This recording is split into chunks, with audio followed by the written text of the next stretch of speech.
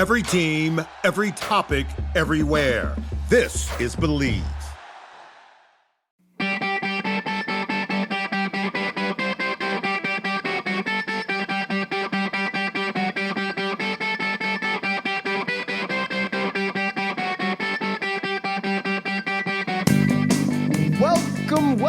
Welcome everybody to the Hockey Think Tank podcast, brought to you by the hockeythinktank.com, a website for all players, parents, and coaches to go to get a little bit of education and a little bit of inspiration regarding the greatest game on the planet. What an episode we have for you guys here today. We are bringing on from Vanguard International Hockey, Jeff Lobman. And what a conversation this was. Jeff is out in the Long Island, Staten Island area right now, doing really good things for the players out that way. So great conversation. Before we do get over to him, though, let's bring on the talent of the podcast. One JAYHOO Jeffrey Lavecchio. Vex, what is going on today?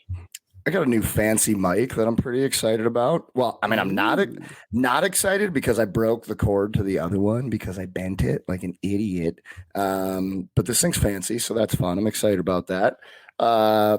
Also started back up training an NFL client. This will be my first full off season with him, which I'm really, really excited about. Worked with him a bit last year. Plays in New York for the Jets, Tony Adams. Dude.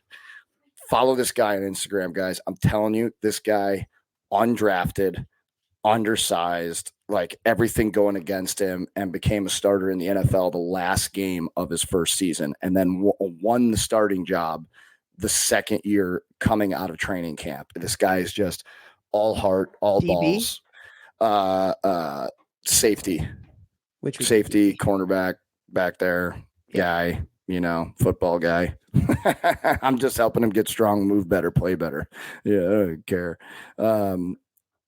Unbelievable guy. Like, this guy's ability to like do things at a higher level in his brain and push himself to another level is really exciting for me, especially during this downtime where I don't have the hockey off season. Is that something that you can train? 100%. Dude, I know it's 100% something you can train because I was kind of a mentally weak kid. So, Toph tells one of the best stories I've ever heard in youth hockey on this episode, guys. Like, he's told it one other time on the podcast. It is lit. Like, I had goosebumps when he was telling it. I had chills. It is one of the coolest stories in youth hockey. And I think that I didn't know the guy that he tells a story about before that story. But Toph, how was he before that? Did you notice a change in him mentally? Like I didn't know him that well, to be honest with you. We never played on the same team up until then. So now that I know him, that's in his character, though, for sure. Right. But like, was it built is what I'm asking? And like, I've known you your whole life, and I felt like you were always a mentally tough person. So I don't know. I felt like I was kind of mentally weak when I was a kid. And it's something that it was like, either you're going to develop this. Mental toughness is not finite. Mental toughness is not finite at all. It's something that it's interesting. Like, we're talking about this right now because I was up in Minnesota this weekend, and in Moorhead, Minnesota, which was right on the border of North Dakota and Fargo. And that's one of the things we talked about was like, mental toughness is something you earn. It's something that you earn based on the choices that you make every day. And for me, a lot of it is resilience. Mental toughness and resilience are like siblings. And so every day, what I say, like when I do my team building, is like every day presents us with tough opportunities. Every day, whether they're big, whether they're small, every day we're faced with tough stuff. Mentally tough people, they choose to see the tough stuff as an opportunity to grow, an opportunity to challenge themselves, an opportunity to learn something. They take a positive out of everything. Mentally weak people see the tough stuff as poor me. They make excuses. They point fingers, and they don't look in the mirror. And again, you can train yourself to be mentally tough based on those choices that you make every day, particularly when it's hard. When it's hard, if you choose to see the good in it and act on that, you are building your mental toughness muscle. Again, when you're in the gym, Vex, this is the metaphor that I use. When you're in the gym and you're chucking weights in the weight room, what are you doing to your muscles? Breaking them down to get them stronger. You're breaking them down, you're breaking them down, you're breaking them down, right? And then how do your muscles get stronger? It's by how you recover, by how you eat, by how you sleep, by how you hydrate. I'm sure you can go into a whole soliloquy about that stuff. The mind is the same thing. What was that word that you just used? Soliloquy. Holy. I thought you were going to say funky butt loving. What? From Rookie I don't even know what that means. It's like a poem. Wow, not what I would have surmised from the contextual details. Go on, Mr. Borfill. Go on with the Borfill. Anyways, the point I'm making is that mental toughness is not finite. And like it's like a muscle that when we talked about physically, when you're working out, you're breaking them down, your muscles, you're breaking them down. And then you recover is how you get stronger. It's the same thing mentally. When the tough stuff happens, it's trying to break you down. It's trying to break you down. It's trying to break you down. How you treat yourself mentally and the way that you choose to see those situations, that is going to increase your mental toughness muscle. It's a muscle. It's not something you buy. It's a muscle that gets stronger or gets weaker based on the choices that you make when the tough stuff happens. And the most mentally tough people that I've been around, like it's like nothing phases them because they see the good in every situation. It's not poor me. It's not a, look at me attitude, like sulking, pouting, but that's why it's so hard to be great and so hard to be mentally tough because like when the tough stuff happens, it's way easier to quit. It's way easier to pout. It's way easier to make excuses than it is to do something about it and choose to see the good in every situation. And so it was a big part of the message when I was up in Minnesota was I was talking to the teams up there. And it was actually a really cool day. Like I went up there. It was a fundraiser called Break the Ice, and it's a fundraiser for mental health. So this group, it's M3. They proactively provide mental health resources and support to the kids in the area. So it's not like, hey, a kid has a problem, they're going to come talk to a sports psychologist or they're going to come talk to a therapist. It's like, no, we're going to actively go and speak with these teams and speak with these kids and provide them with the tools and provide them with the support and provide them with the skills to be able to be mentally tough and to be able to be comfortable in your own skin and everything that goes along with mental wellness. And so it was just a really, really cool cause. I'm so grateful to have been up there for that day. It was really cool. I got to talk with the girls' high school team. I got to talk with the boys' high school team, and I got to talk with the Bantam team as well. And 3 very different talks based on where they were at in their seasons and how they were doing. But it was cool. Both teams won that played that day. So that was kind of cool. 2-0, in my Moorhead debut. Not a big deal. But it was just a really phenomenal day. And the one thing that was really cool, and this is another thing I want to bring up, the word community, right? And the reason why I want to bring that up is I feel like there's this really big kind of like thing in youth hockey, community model versus like kind of professional AAA model, community model versus AAA model. And like the proof is in the pudding. Like you look at like Finland and Sweden, they're basically the community model, Minnesota community model, and like per capita, these places are like outperforming from an elite player standpoint everywhere else in the world. And one could surmise that it's a lot of it is the model. Now, we talk way too much about elite players coming out of these models. That's kind of like how we gauge it, right? Like so many players in the NHL are from Minnesota. So many players in the NHL per capita from Sweden and from Finland, yada, yada, yada. The thing that I really found from being up in Minnesota, and I got the chance to be in Moorhead for the day. I got the chance to be in Eden Prairie, which is near closer to the Twin Cities in Minneapolis and St. Paul. Like I really got a sense of community. And what I mean by that is like going to the rink and having, youth teams wearing the Eden Prairie jersey or wearing the Moorhead jersey, watching the game, and then a skate with the team after the game. And then like just the town coming to the game to cheer on the team, and like the whole sense of community from like I don't want to say a mental health standpoint, but just from like a people standpoint, man. Like we don't talk about that enough. And like at the end of the day, as human beings, we crave approval. We just want to be in a place where we belong, right? Like that's a huge part of our mental health, our well-being as people. And that dates back, to wanting to be a part of the tribe thousands of years ago, when humans were roaming the earth. It's a fundamental human need to belong to a tribe, to belong to a group. And I feel like that's a huge part of the reason why the community model works. Forget about like the fact that like elite players are coming from these places because there's less pressure. People like it more. It's a lot more fun. Like the passion can grow a lot more.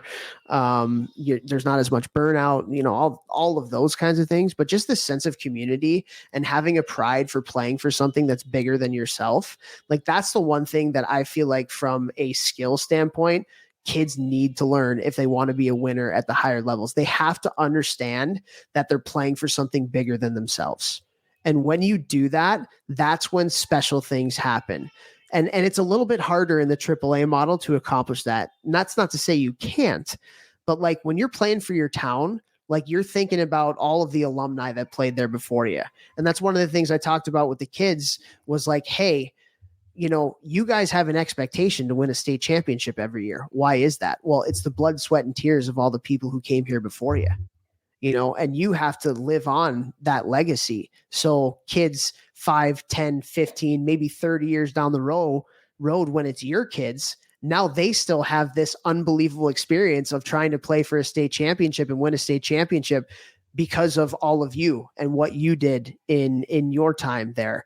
And so just like the like doing something for something bigger than yourself is such a powerful thing. And that's what the community model really emphasizes. And that's why I feel like it is so powerful. That's something I've never thought about, like zooming out that far. And I feel like that's why I loved college hockey so much, because you're doing something, playing 100%. for something that's so much bigger than you. And Western Michigan actually just had their 50th anniversary for the hockey team playing at Western. And like seeing the coaches' faces when they came here to St. Louis and talking about that, and them showing me the new rink plans, which are like, buddy. Oh, just ridiculous. Western Michigan will win a national championship in the next 10 years. No doubt in my mind, probably less than that. Maybe 5 years after they built that rink, bro. It is insane. But like, I almost started crying when Coach put up on the projector. I was with Firsch in the office there in the St. Louis rink, and he's showing me all the stuff. And I almost started crying because I thought about, when I got to Western, our locker room was awful. And then that summer after my freshman year, they redid it, and it was amazing after, and I look back, I'm like, wow, from there to here to where it's going. And I just have such a sense of pride that I was a tiny little piece of that, history and moving forward and being able to look back. So what you're saying here, I completely connect and resonate with that. And I mean, that's why I love Minnesota's model, honestly. Yeah, I'm looking forward. So in the next 3 weeks, next weekend, I'm going out to Cornell, going to visit out there. And then 2 weeks after that, I'm going up to Ann Arbor, to Michigan to see the boys up that way. And yeah, man, like two schools with just like storied traditions that, it means something. It means something to a lot of people. And I think that the weight of that, and I don't mean that in a negative way, I mean that in a very positive way, it means something. It means something, and you're playing for something, again, a lot bigger than yourself. And that's something that we always used to talk about at Cornell. Like, it's the biggest sport in town. It's the biggest sport in town. We sell out all of our games, and some people are spending their hard-earned money, and they don't have a lot of it, on season tickets to come watch us play. Like, you got to play for those people. You got to play for the alumni, blood, sweat, and tears who won ECAC championships back in the day. Again, why did I go to Cornell? Because of the winning tradition. It was a hockey school. And had people not worked hard before me, I wouldn't have chosen Cornell. And it's because of them that I did. And again, you're playing, dude, I mean, we're beating this to a dead horse right now, but I do think it's so powerful, and it's such a great life skill to have. Forget about playing hockey. Like, if you're doing something for something greater than yourself, that is a very powerful thing. When you become a dad and you're providing for your family, like, that means something. You're doing something for a charity perspective, that means something. Even if you're like, it doesn't matter, whatever job you have, like, garbage man. Like, you're providing a service that is much bigger than you, and when you feel the gravity of that, and again, when I say gravity, I don't mean that in a negative way. I mean that in a positive way. Like, you are having a positive impact on other people's lives. That means a lot, man. It means a lot. Dude, give me chills over here. Making me want to play right now. Anyway, speaking of community, thank you everybody in our Hockey Think Tank Facebook community. Like, this thing is absolutely buzzing. And again, like, we have so many people in there, and the discussions and the discourse has been so cool. Like, having parents and having coaches have the opportunity to pose questions and have the community do their thing. And like, we've already seen a huge positive impact for people that are in there to be able to collaborate with other people that are just passionate about hockey. And so, like, we encourage everybody.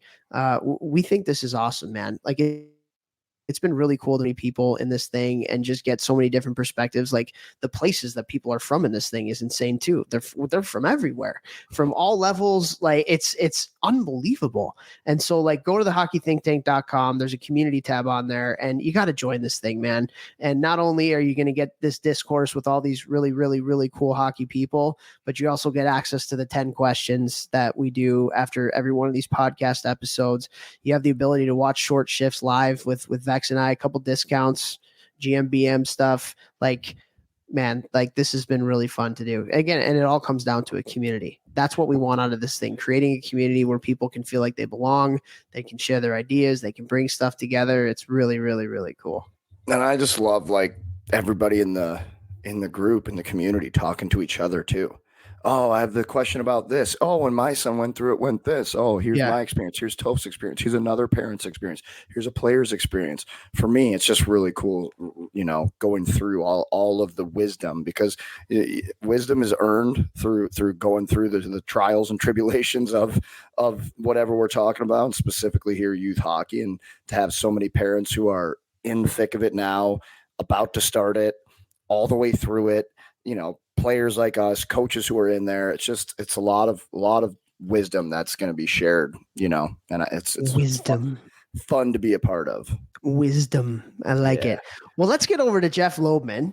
But before we do get over to Jeff, let's thank a few people. First of all, Gel Sticks, our title sponsor. Go to GELSTX.com and get a discount on your weighted training sticks with the coupon code ThinkTank, one word. GelSticks.com. Go there today. Wow, that was one of my favorite you've ever done. Well done. I like the voices and everything. You remind me of the Micro Machine guy.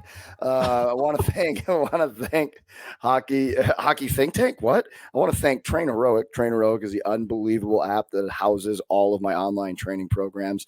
I say it every single time. If you have a team or an organization, if you have a team of younger players who don't drive yet and you want to get them home workouts during the off season, helping them get better for a hilariously low price, or in the gym, it doesn't matter. All right. I'm able to facilitate all of these things.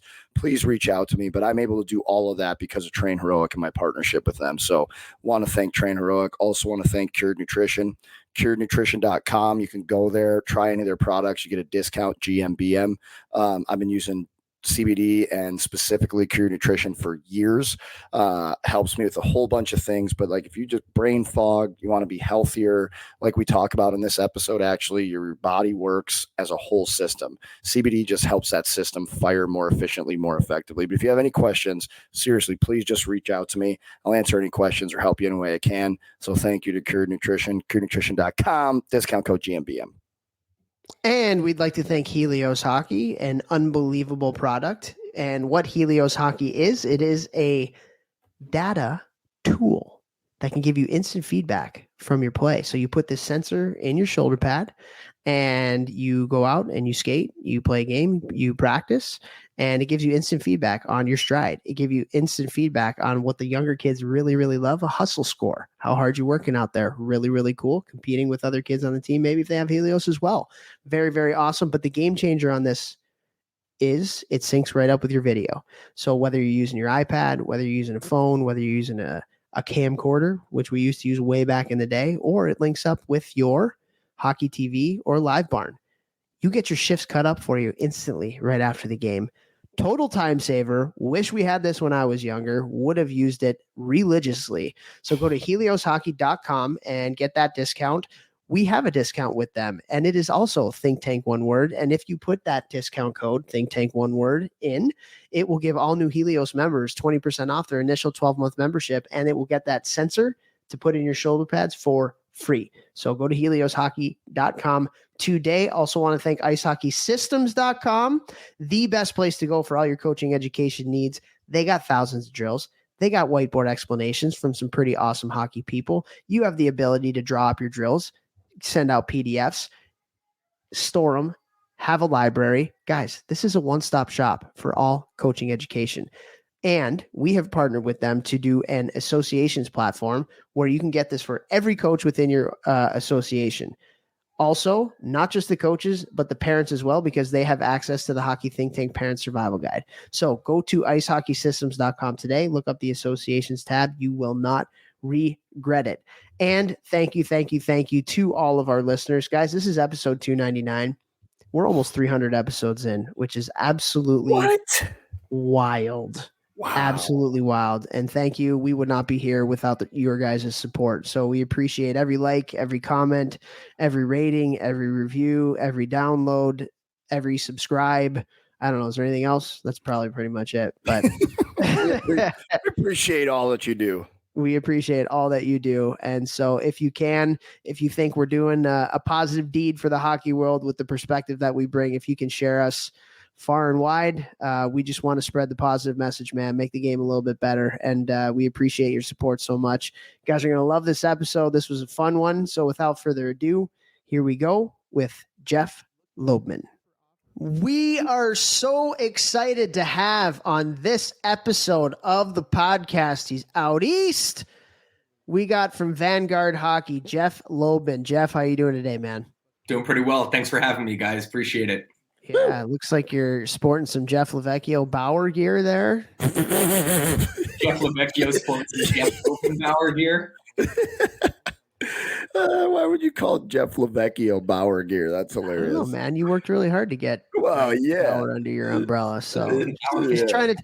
Hey man, you always love a good tire pump. I'm trying to give you one. Okay. Okay, keep pumping away. I love it.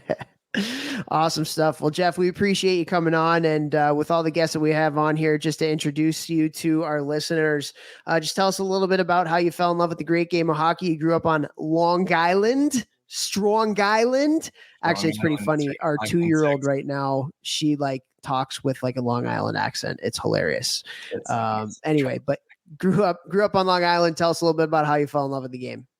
So I actually fell in love with the game of hockey out of pure necessity. So when I was younger, I guess we're all at one time we were younger. When I was a kid, I had really terrible asthma, and my mother took me to a pulmonologist. And for Mikey Russo on Staten Island, who's a longtime listener, a pulmonologist is a lung doctor. Mike, you don't have to Google it while you drive. So my mother took me to a pulmonologist, and he said, take him ice skating. The cold, dry air will help his lungs and help expand his airways. And, I was really, really bad, stopped breathing a few times in the night and was on all types of medicines and machines and everything you could think of, in and out of the hospital, pretty sickly kid.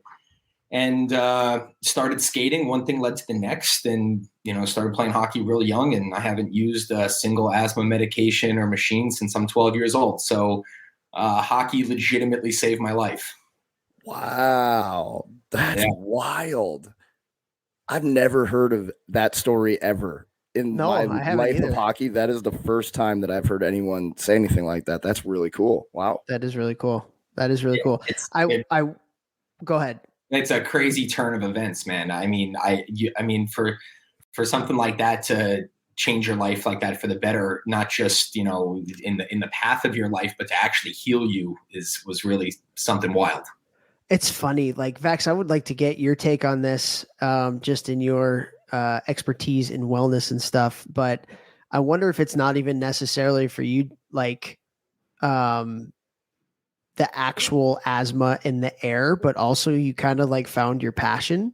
And when you find your passion, it kind of when you're not as stressed, you love what you're doing. Like it has all of these effects physically for you. So Vex, like thoughts on that? Well, I mean, everything's connected. Like literally every dude. This is wild, and I don't want to get off on a crazy tangent, but Kylie and I, my wife, yesterday we were talking about skin cancer and the sun and all this stuff, and she had randomly somebody DM'd her because she was talking about it on her Instagram at Fit by Kiki. What's up? Throw her a follow, fam. And she was talking about not wearing sunscreen anymore because of all the chemicals that they found and how bad they are, right? And somebody had DM'd her and said someone in their family had cancer, and they did all this research, and a doctor had told them that using sunglasses changes how their skin reacts to the sun.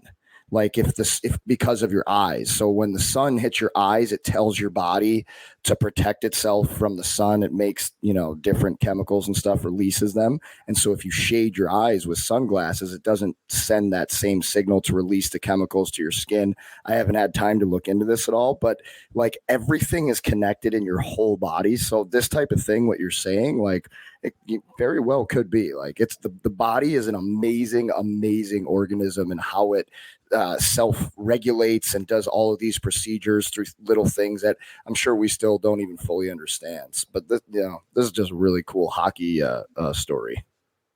For sure, man. For sure. I mean, emotionally, socially, physically, intellectually, mentally, like the more that we do the research on the human body and the more technology improves to get into the nitty gritty of how the body works, it is amazing how it's all connected. It is amazing how it's all connected. I mean, it's too bad, Jeffy, you'll find this funny as a program director, right? Is that your title now? Program director, or what's the title? Coaching director and director. Coaching director. You're directed a bunch of people. Back when Toph was doing that, man, like all the stuff that all the things that you go through, all the emails, talking to all the parents, a lot of stress. Everybody's on board. Everybody's off board. Everybody's kind of on board. Everybody's off board. Just trying to corral everybody. Toph used to be so stressed that we would be on the podcast and he'd be sitting there pulling like little eyebrow hairs out. And after some episodes, I'd be like, hey man, stop doing that. What are you doing? He didn't even know he was doing it. Like he had no idea he was doing it till after like this third week in a row. I was like, hey, you're pulling your eyebrows out. All right, we got to talk about your stress levels. But it was just like something that his body was doing because he was stressed. The body's crazy. Anyways, let's move on. But that's a really cool story. Hockey literally saved this man's life. So they grew back and they look great. Thank you, sir. Thank you. I appreciate that. So you're in Long Island, and I'm assuming this is kind of like late 90s or so. What was the deal with the Islanders at that point? Was it like the Milbury, like really bad years, or those kind of like your formative years of the Islanders? How was that?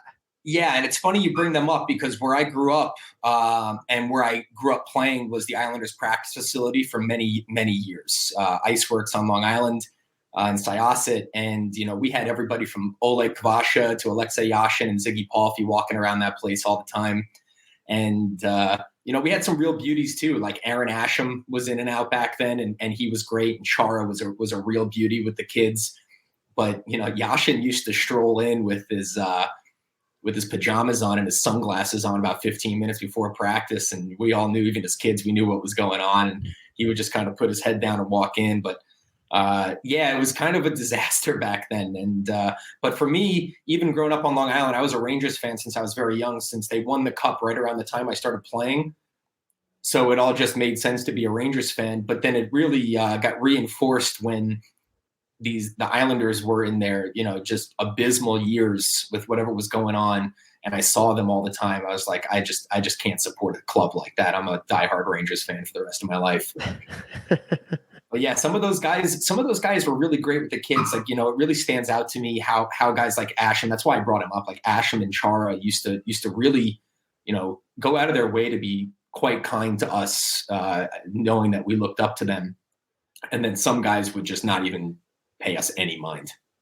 That's how important was that to you? Like looking back and like the memories that you have from that, and what types of things did those guys who you remember fondly and who gave you a little bit of time, what types of things did they do?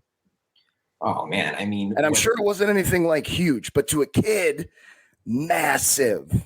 yeah, even if it was just stop and shake our hands, or I mean, one time they brought in pizza for us during a hockey camp.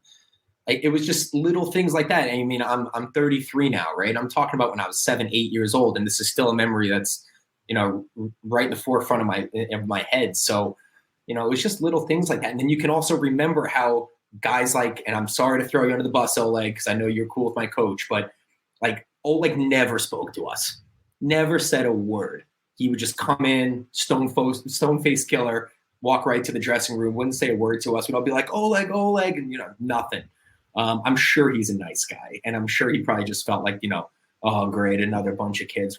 And, I just want to come in and do my job. But, Ashton would talk to us sometimes. I'm sure he doesn't remember, but, it sits with me for the rest of my life. And Chara would talk to us sometimes. And just, you look, think about it. You're 3.5, 4 feet tall, and you're looking up at this giant. And he's like a god. He looks like a god. And he's giving you just 2 seconds out of his day. But I got to be honest, one of my fondest memories of that was when Roberto Luongo played for the club. Him and this guy Lenny we had this loft area above the Zamboni Bay, and they were talking about. I was up there, and they were talking about how they were going to pick the Ice Girls, like they were going to be part of the tryouts to pick the Ice Girls, and like Lou let me chill next to the table while they picked the Ice Girls. I obviously didn't have any say, but he let me chill there with him and this guy Lenny, and I just thought that was like the coolest thing. So Roberto Luongo was part of the team to pick the Ice Girls? Yeah, him and this guy Lenny. And I don't know where Lenny is to this day. He was a goalie. I know he played some minor pro. Lenny, it just sounds like a guy from Long Island. Hey, Lenny, my buddy Lenny. Lenny, the goalie guy. Hey, the guy, Lenny. Hey. Yeah, they did this whole thing with the Ice Girls. They let me chill right by the table. It was that was a fun childhood memory. But to me, to all the people listening, players, parents, coaches, everybody, what's up, Hockey Think Tank? It doesn't. Those players could have been junior hockey players. They could have been college hockey players. They even could have been midget players. Giving a little bit of time to the younger players. It makes a difference. They would probably look up to junior players and midget players almost in the same light if they gave them a little bit of time. That's why when Toph ran, that club in New York, I absolutely loved how he made it a thing that the older teams had to skate with the younger teams multiple times per season. And that just like the whole creating a family environment within an entire organization and an entire club, 5-10 years down the line, that is going to create something really, really special by creating those bonds. I've talked about how much I looked up to the one college hockey player that I knew in middle school who came back like 4 times. He's now an assistant coach in the NHL, Jay Verde. And like literally, I am the way I am loving helping younger hockey players because he came to 4 practices over the course of like 3 years. And I was just like, wow, like that's so cool. I learned how to do this thing he's doing in college hockey. And I was a little kid, right? So, parents, I would urge you with your players to get after them about this message and, go over there, go to that practice and help that younger team, or volunteer at this, or run a hockey camp for the younger players and things like that, because it's what's really, really great about our game when those older players give back to the younger players. So to speak to that, you in year 1 on Long Island, you met my best friend Will. He's the tall Viking looking guy, and he played many years of minor pro, and that's exactly who that was to me. And now he's my son's godfather.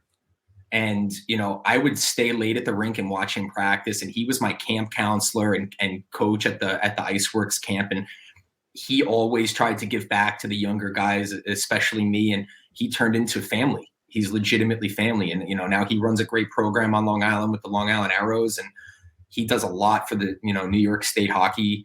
He's definitely exactly what you were just talking about. And he made sure that he did those things all out of the graciousness of his heart. He never asked for a dime to go to those extra practices and all those things. And just couldn't, you can't put a monetary value on what that means to kids. You can't. It's impossible.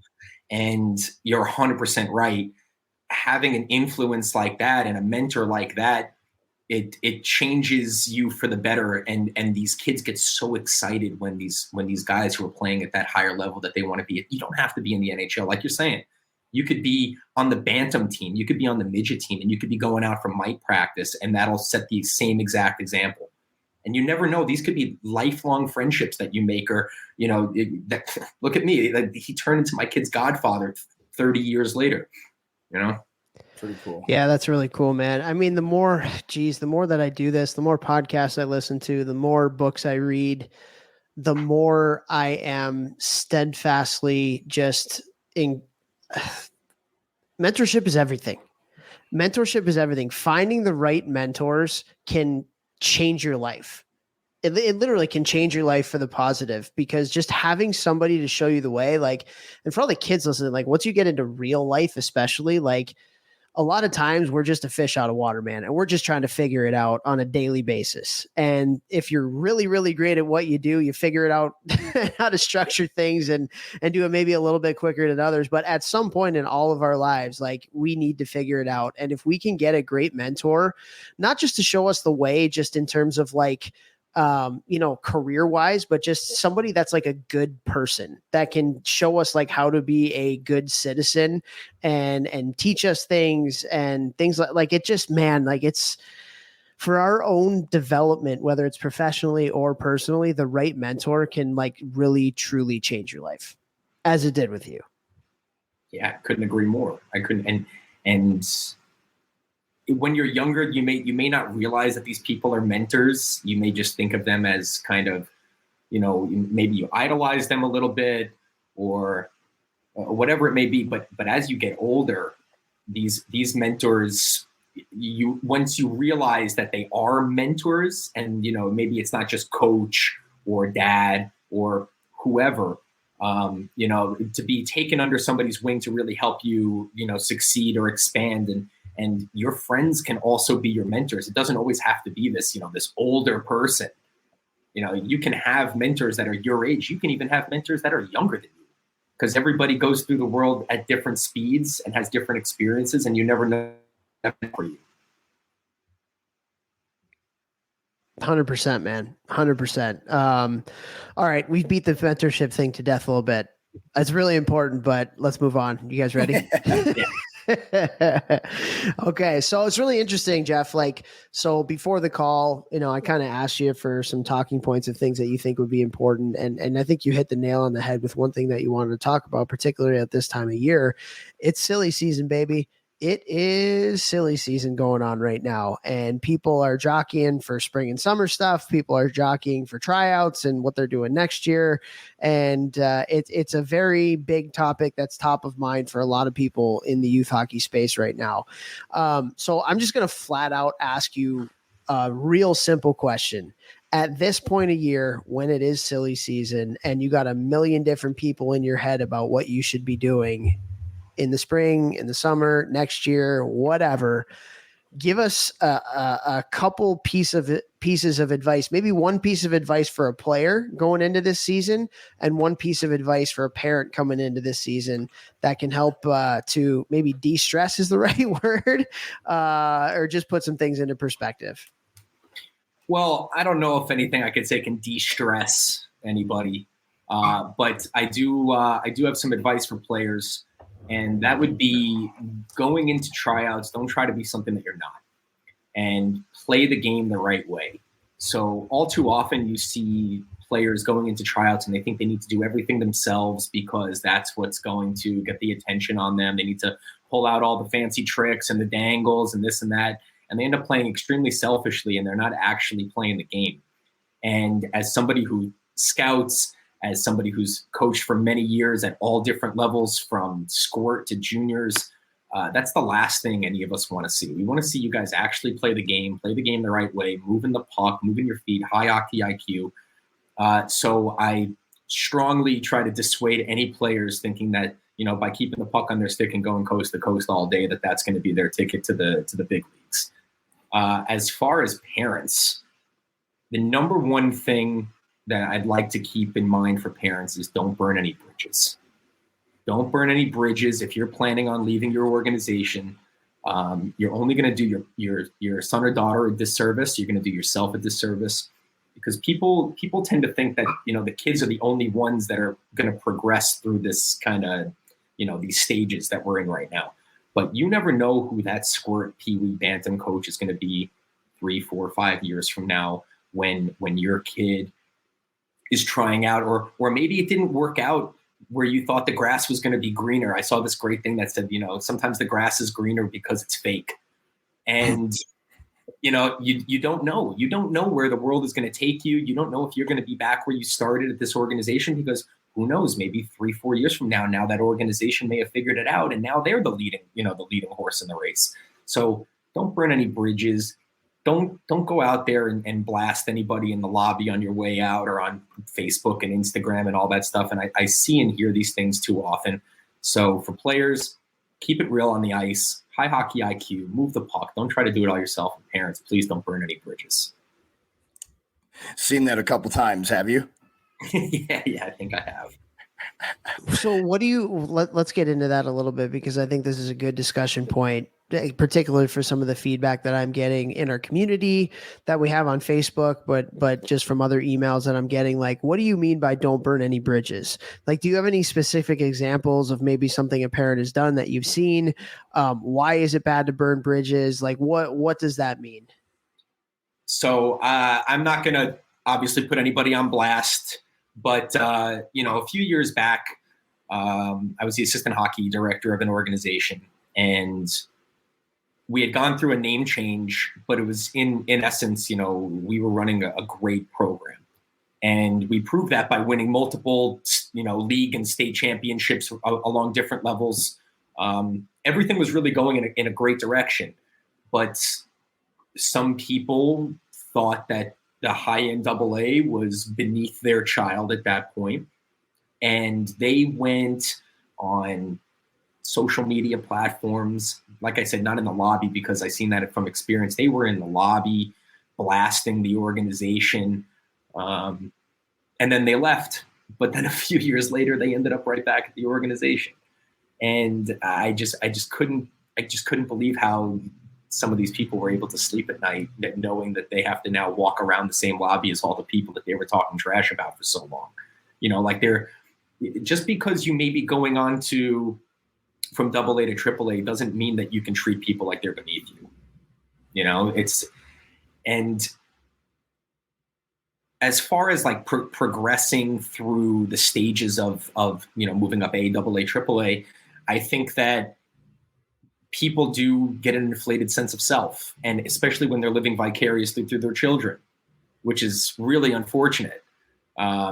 Just remember that this is about your player. This is about your son or daughter. This isn't about that you can walk into the rink and feel like you're this, high level person because your son or daughter plays AAA.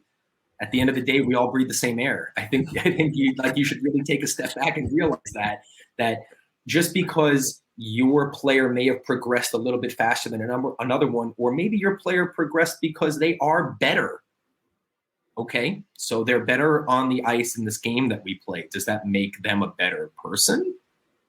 A lot of times it doesn't. I mean, let's be honest, it doesn't. And a lot of times the kid sees the inflated sense of self of the adult, and then they get an inflated sense of self. And then they're part of that group of people that nobody wants to play with. Isn't it so funny in youth hockey how like there's this popularity contest between parents solely based upon a God-given talent of an 8-year-old? Like, you know what I mean? Like the coolest parent is the one whose, kid can skate in a straight line faster than everybody else.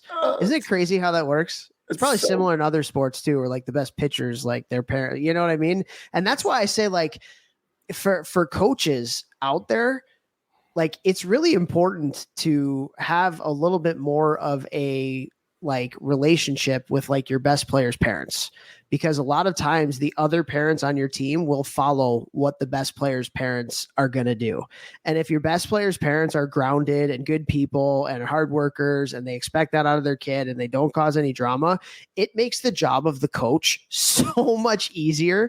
If you have your best players whose parents always think the grass is greener on the other side, are always complaining about stuff, yada, yada, yada. Like that's going to permeate through everybody else because for whatever reason, like that's just how it works, right? That's just how it works a lot of times is like the best players' parents are the ones that have the most sway in a parent group. And it's just so funny how that happens. That's wild. It's true though, right? I'm not speaking crap here, right? That's true. Dude, 100%. I'm thinking about all the teams I was on, but also like coaching, like however long it's been, and the parents who walking around and it's hanging out there and swinging around and they're walking, and it's like, dude, your kids play. What are you doing? You guys are all the same. Like you guys are all behind the glass. None of you are in the arena.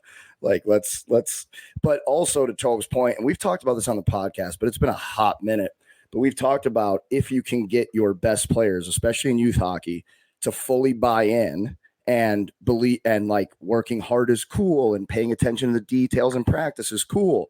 If you get them to do it, all the other players who look up to your best player, your stud or couple of studs, they're all going to live and play and act that way too. So we didn't talk about that connection when we talked about getting your best players, bought in.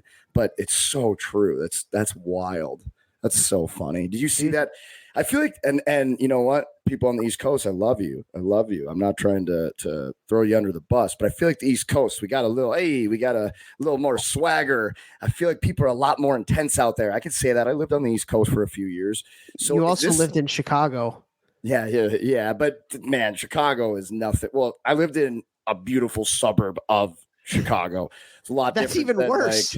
I guess maybe, but like, I feel like people on the East Coast, like they're a little bit more intense. I feel like the Midwest might be a little bit more laid back. Maybe that's an overgeneralization, but how is the parent hockey culture in New York? Like, how is that? Because I was there as a pro, not as around youth hockey, other than when I've come to your camps the last couple of years. All right, so let me start by saying that's definitely not an overgeneralization. Just lay that to rest right now. Yeah. You're right. It's very intense here. I've lived and worked in 3 different hockey markets in Florida and the Carolinas and up here, and this is certainly the most intense hockey market as far as parents are concerned. Is it more expensive there in New York? And do you think that plays a role? Because if I was a parent shelling out as much as parents are shelling out, I won't lie, I probably would be a little bit more high strung, I would think. But do you think that has something to do with it? Yes and no. I think it's also just our culture here. That's just how we are in this kind of geographic area. Because the program that I work with now is not any more or less expensive than, what my parents paid 30 years ago, which is a whole nother topic. It's really not that expensive in comparison to other organizations that I've been a part of. But that's just us, right? I'm just talking about us specifically. For the most part, they are pretty damn expensive. When you start talking, the big name organizations around here, you're paying a pretty penny to play hockey. But I think really it's just kind of how this area is. And I noticed that rinks are kind of, in their own way, they're kind of like people reliving high school, with people click up and people, gibbering and jabbering in the background about this one. Did you hear about that one? Did you hear about this one? It's kind of a big gossip. I'm not just saying that about my facility that I'm at. I'm saying that in general, kind of in this area, from what I hear from other people working at rinks and this and that, we all talk about the same thing, and it's a common problem. But you're right. Here is, and I'm not sure what it costs in the Midwest to play right now, but I'd say more often than not, you're paying a lot of money to play hockey in this day and age. So, you think that has a big effect on that? You think it's geographics? What are we talking here? Because I don't remember Chicago being that intense. Like I feel like New York is. Maybe I'm wrong. I know, obviously, I was only in Chicago playing hockey, youth hockey, for really a year. You were there your whole life. Yeah, I mean, I think every place around the world, not just the US or Canada or whatever, has its strengths and has its weaknesses. And I think at each, I don't know, man, like I think it's kind of nuts everywhere, dude. Like it has gotten so expensive. And yeah, I mean, it's almost natural that the more you're investing, because that's what it is, right? If you're going to pay all this money, you're investing in something. And now people are investing for different reasons. Some people are investing that money so their kid can become a better person. Some people are, my kid needs to make the NHL. So like there's different avenues of why people invest that money into kids. But the more you invest in things, the more you're going to watch it, the more you're going to scrutinize it, the more you're going to, look at it with a fine tooth comb, because like that's, and for, especially for families that like don't have that much, but have to pay that much for their kid to play higher level hockey. Like, yeah, it's a little stressful. Like you want it to be a good experience for your kid. You want your kid to be mentally healthy. You want to see your kid get better and develop as a player, as a person, beach out. Like there's all of these things that we want for our kids. Right. And so, yeah, I think the more expensive it's gotten, the more scrutiny it gets, and the more stress people get with it when they don't see results or development or whatever they're gauging their investment dollars on. That makes sense. It's only natural, right? Yeah, for sure. I was trying to put myself in parents' shoes who are like the crazy parent. I'm like, man, if I was spending 20 G's a year on 8-year-old hockey, I'd probably be a little bit loopy too. little bit. Okay, kind of like going on that realm of what we're talking about right here. A lot of like stress that other parents have is like spring and summer hockey. Like spring and summer hockey kind of evolves around tryout times, and then people are trying to figure out what to do after that and stuff. So I don't know, man, like where do you see spring and summer hockey? What are the benefits of it? What should people be doing in the spring and the summer? Like what's your advice to people out there who are trying to figure that side of things out, because it's coming up quick? Yeah, it is. And I think you need to know what you want out of spring or summer hockey before you get into it. And if you are looking for legitimate scouting showcases at 10, I think you need to pump the brakes a little bit personally. I think that at 15 through 20, you should be going out there and getting 1 to 2 showcases in. But I'm also a big believer in playing other sports and doing other things. And I'm also a huge believer in taking breaks. But that leads me to a question that I wanted to ask, which is, tryouts have been moving earlier and earlier. I don't know what they were when you guys were growing up, but if I can remember clearly, I think ours were like the end of June or early July when I was growing up. I think the earliest ones was the end of May towards Memorial Day. Now tryouts are in March. They're 2 weeks after the season ends.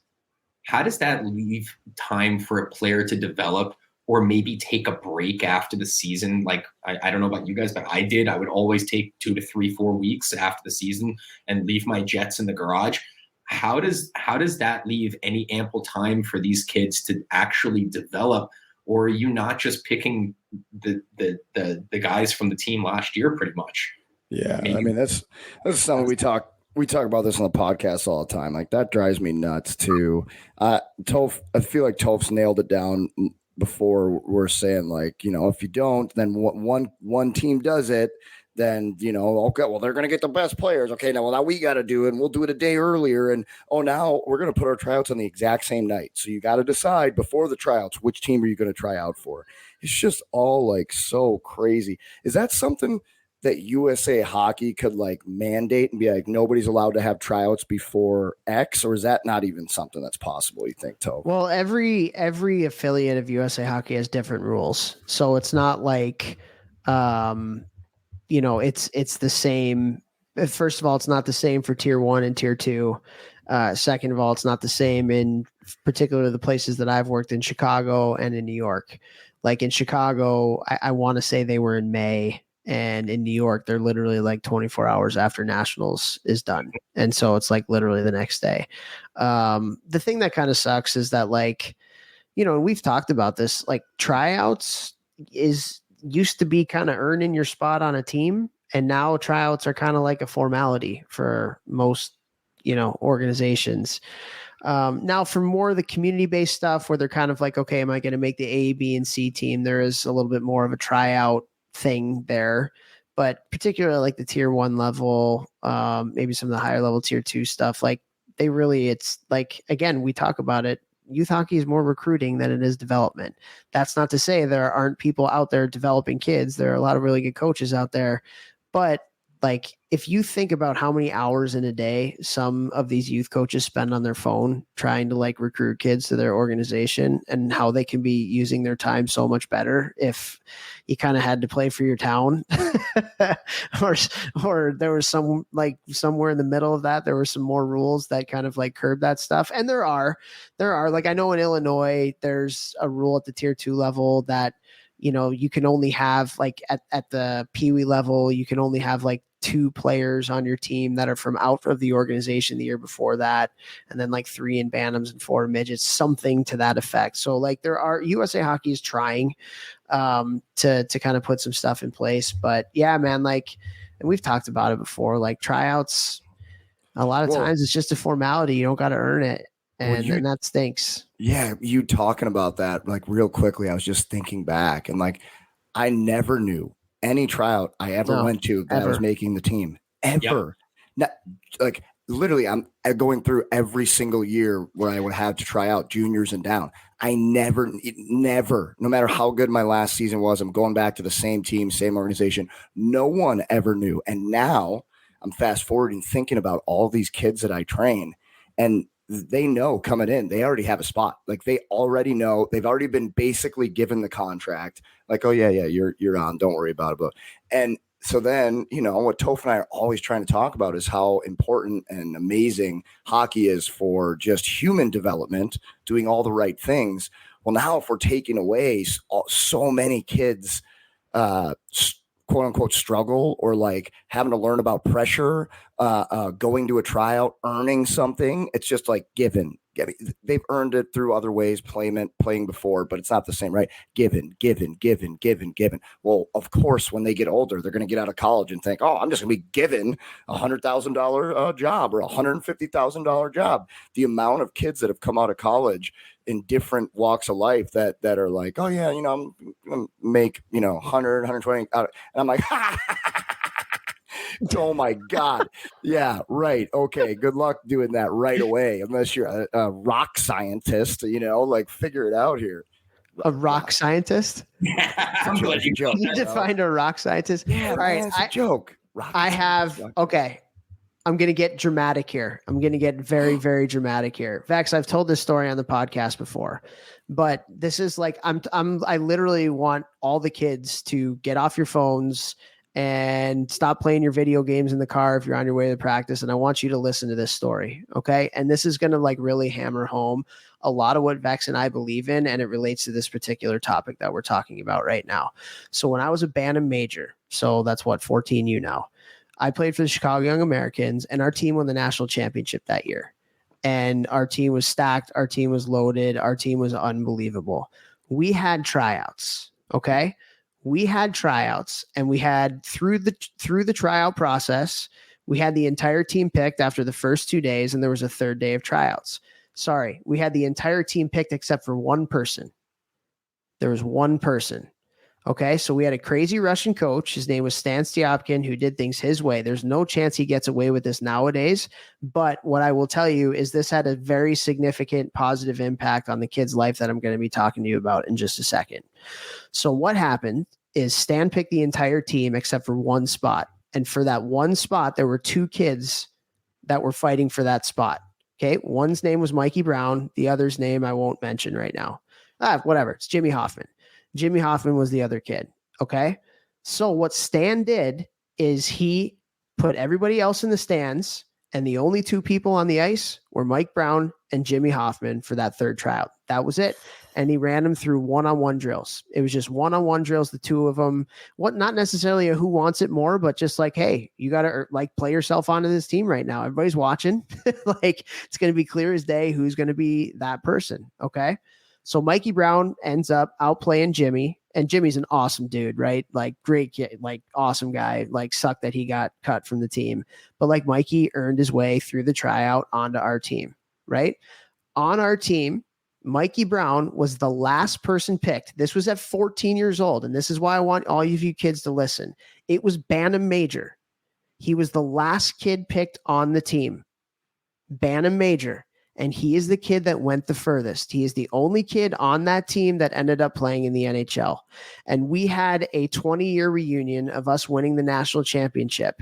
And Mikey Brown talks about that day as a huge part of the reason why he made the NHL, because he had to earn it.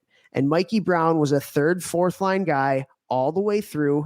He ended up going to the national program 2 years later.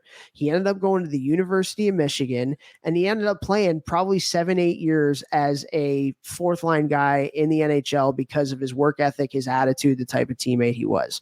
And he told us on the call, like, guys, like, I don't know if I make the NHL had I not had to earn that tryout. Wow. And so, like, it's again, we're talking about tryouts here and having the opportunity to earn. Right? Earn is a word that we all should be talking about way, way, way, way, way, way more. Because once you get into real life, you got to earn stuff, man. All of this, recruiting stuff, and we know our teams and all that kind of stuff, that gets thrown out the window once you get into the real world, for the most part anyway. And so I want you guys to really think about that story. At 14 years old, when people get cut or things aren't going their way, some of them think like my career's over, or I'm not going to achieve my dreams, whatever it may be. Mikey was the last kid that was on that team. In a way, like you can kind of say he kind of got humiliated having to even do that tryout. Like that was very uncomfortable for him to have to do that. But he did it, and he earned it, and he worked, and then he took that. Like, who knows? Like, if he just makes the team or there's no tryout, does he learn that lesson that helped him to become an NHL player? Probably not. Butterfly effect. That is so wild.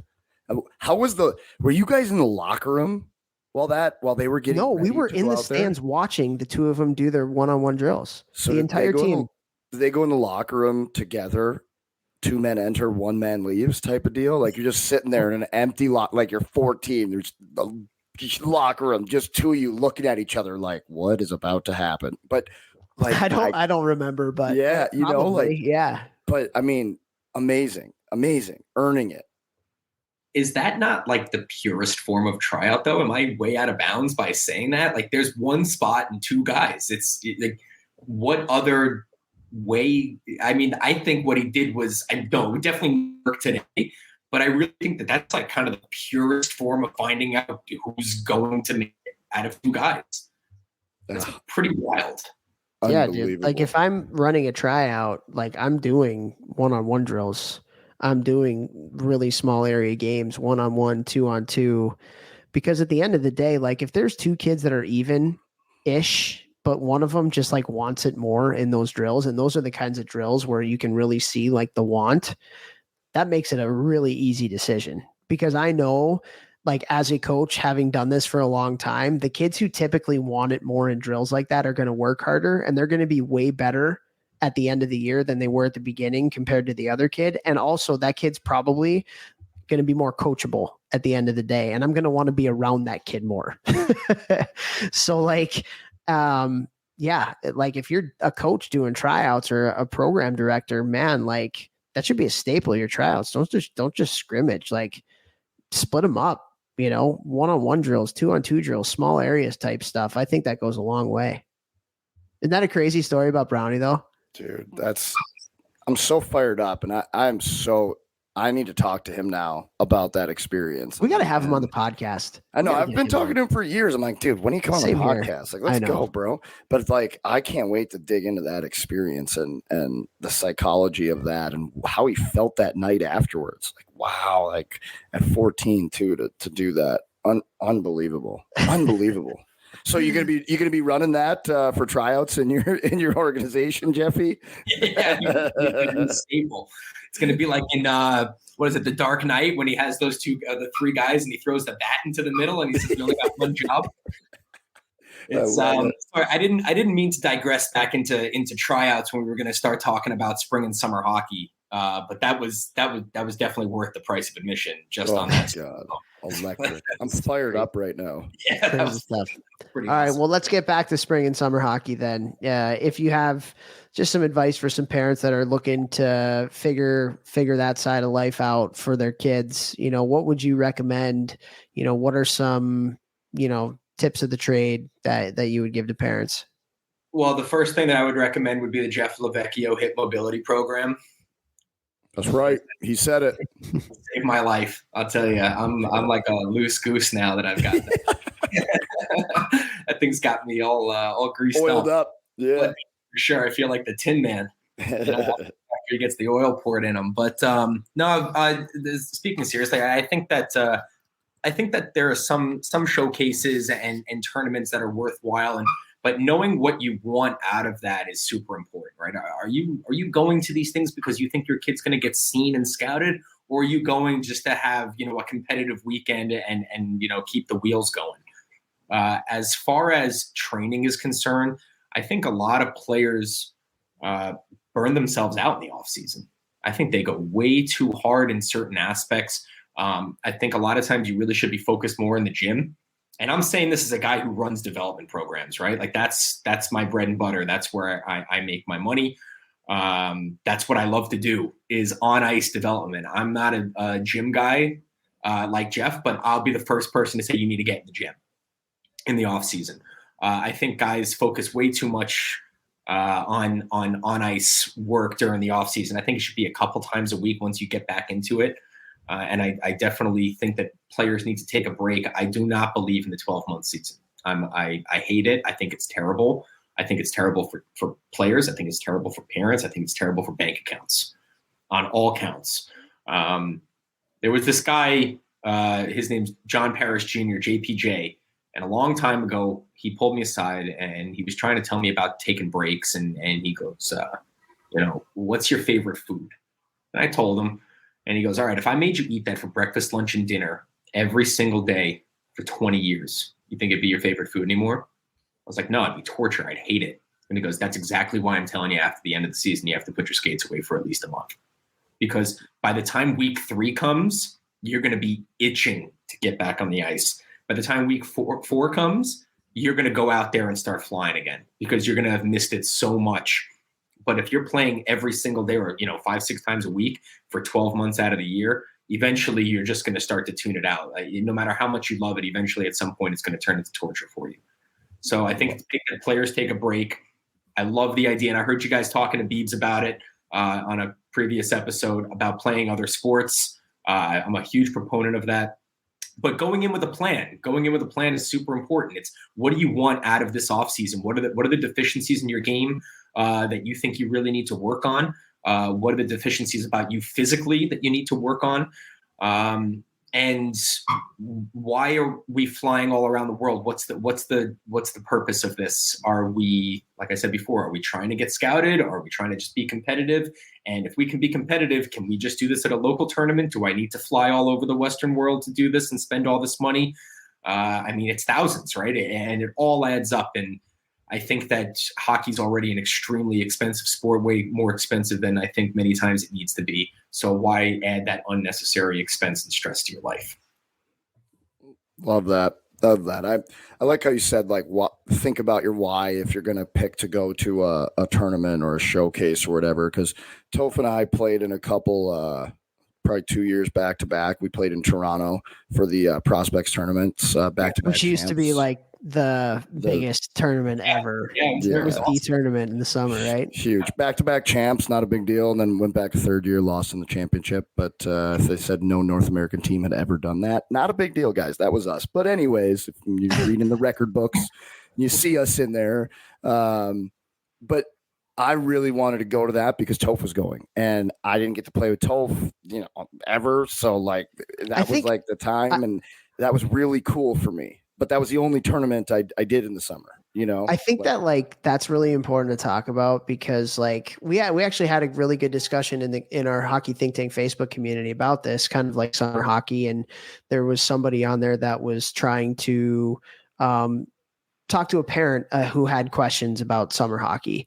And so they kind of posed this question to the group, and we had a lot of really good answers. And the one thing that like, I think it's important to talk about is like, it doesn't have to be so binary, like never play hockey or play hockey 365, particularly in the summer. Right. Because some of our great memories is like some like summer hockey tournaments that we got to go to and play together. Like Vex, we did like Nashville when we were like 11 kids. Yeah. When we were kids, and like got to see the city and went to like a camp in Quebec with Stas and Muntz and then got to do like those prospect tournaments together. Like if it's fun, like do it, you know, like we played roller hockey. We had roller hockey leagues that were like really fun and stuff like that. So I think that like, it's really important to like, as we have these conversations about like summer, spring type stuff, like it doesn't have to be like, we have to play multiple sports and that's it. No hockey. It doesn't have to be, I have to be on the ice 365 days a year. Like find the balance that works for you mentally, physically, financially, for mom and dad. And just have fun with it, man. Like have fun with it. Find like a group like to train with if you're a little bit older, you know, that has a really good coach and like get better and stuff. Like it doesn't have to be so binary. I love that. Great. Love that. What were your summers like in New York, Jeffy? So you know, as a kid, when you were playing. Yeah. So I mean, we had I think starting about 12 or no, maybe I was a little bit younger. Played for the Connecticut Yankees. And that was insane. And we even thought it was crazy then, like driving all the way up there to you know, that's like an hour and a half each way with no traffic.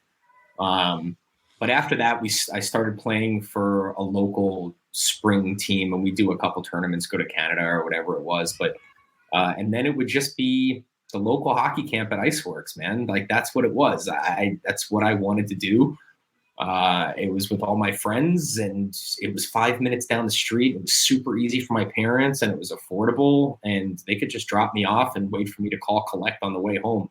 We used to do the old CALLATT and, hey, it's Jeff, I'm ready. Pick me up. Do you accept the charges?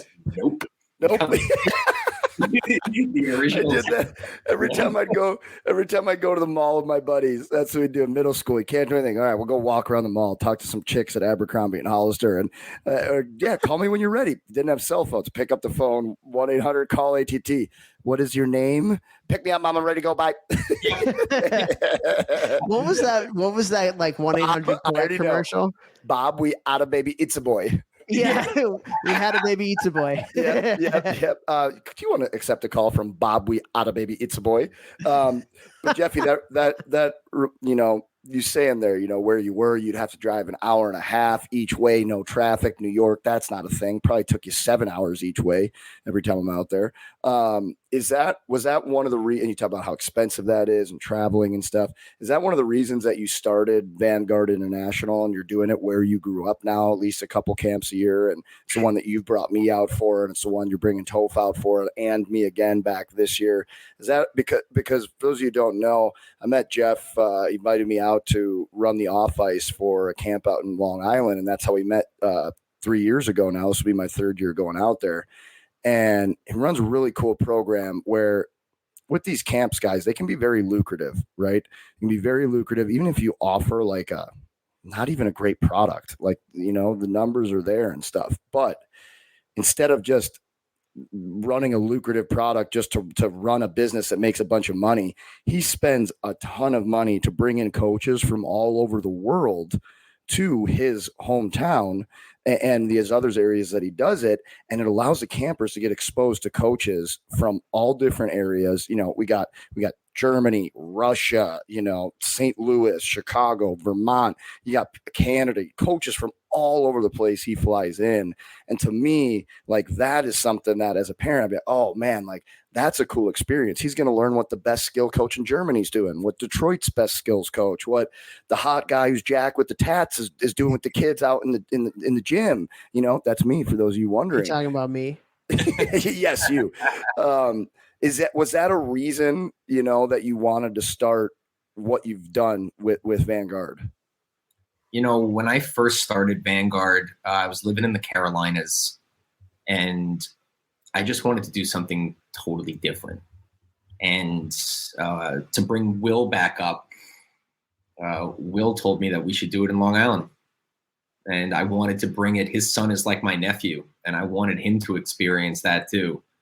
And yeah, now after we did year one, it's kind of, honestly, it kind of evolved into that I wanted to keep bringing it back to Long Island, because that's, you know, that's where my heart is. That's, you know, it was everything to me is home, you know. But it started because I saw an opportunity to be different in a market where there are a lot of, like, as you said, there's a lot of amazing coaches, but a lot of them are from all over the place. And I saw this opening that not a lot of people right now are kind of working together. Everyone's kind of just doing their own thing.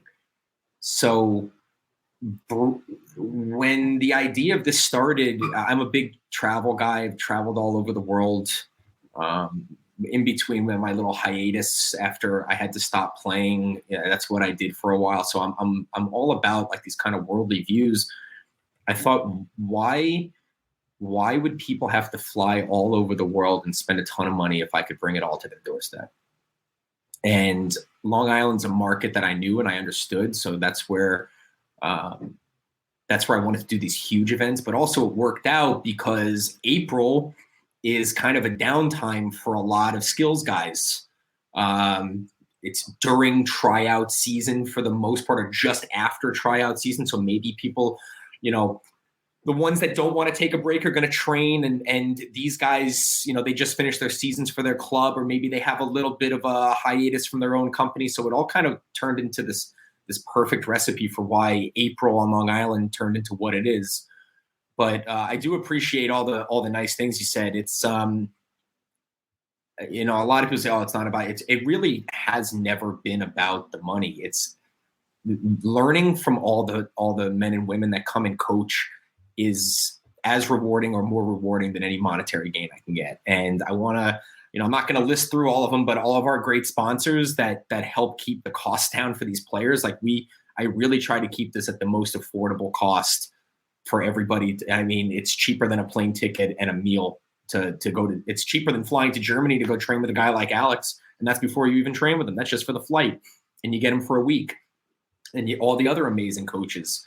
But it really started as just kind of filling a void, and it's kind of really accelerated into much more than that now. But it's been a hell of a ride these past 3 years. Well, what I really like is that you made it an experience too, like bringing in all these different coaches. It makes it an experience. And like I talked about with going to prospects with Toph, that was an experience. We went to Nashville for one summer tournament when we were like 9 or 10. Toph said our whole family went. That was an experience. It wasn't like just about the games of the camp. It was an experience, and you're with your buddies, like you had said. It was vacation. Yeah, for our parents, you know, they got to, you know, run wild while we're playing hockey. And you know, Dad, why are you coming into the hotel at 3 a.m.? What are you doing? With a tub of chocolate. What is that, Bobby? Oh, okay. Inside, he knows. What's up, UB? And I think that if you're going to choose a camp, you know, one that obviously is providing the value of the on ice instruction and stuff, but also like, where's your kid going to develop an even deeper passion for hockey, for their friends, for the game? I think that is really, really important when we're talking about choosing a summer camp. So like choose wisely, you know? Yeah. Choose wisely. All right. Well, Jeff, this has been awesome, man. Where can people find you? Like website, social media, all that kind of stuff, to see all the good stuff you got going on. Well, to see if we're going to be around, since we're taking the 2024 World Tour pretty soon, starting up, check us out at vanguardhockey.com. And for all the social media stuff, please check out Vanguard Hockey INT on Instagram. Awesome. Love it, man. Well, thanks for coming on. Going to have a couple more minutes with you for our 10 questions, which will be housed on our online community for our community members. So if you want to hear more from Jeff, we're going to have 10 questions for you. So go to the hockeythinktank.com, and there's a community tab on there. And man, that's going awesome. So Jeff, thank you. And let's do our 10 questions. Here we go. Thank you guys very much for having me on. It's a real honor and a pleasure. Been looking forward to this. Thank you very much. Appreciate it, man.